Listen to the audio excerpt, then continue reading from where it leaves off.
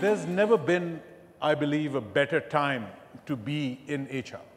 And at some level, we're all involved because the oft hackneyed phrase that it's all about people has never been more true. The notion of a human resource, especially in today's VUCA and very interconnected world, is anything but that. I rather like to think of it as a source.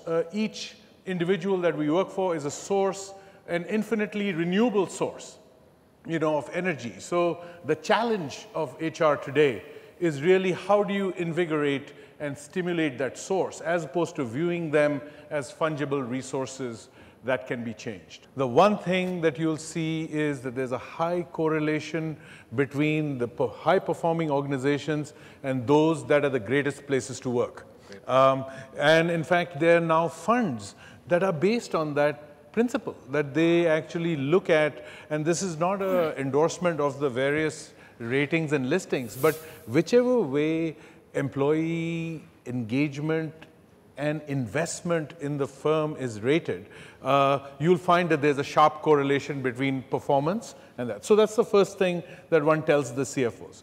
The second thing you tell them is, what metric are you looking at?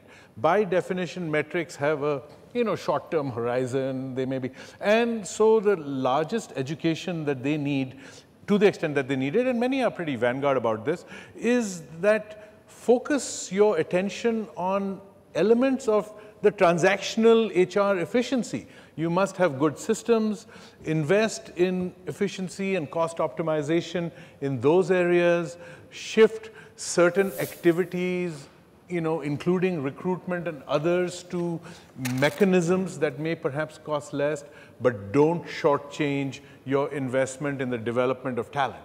And those that do are paying for it.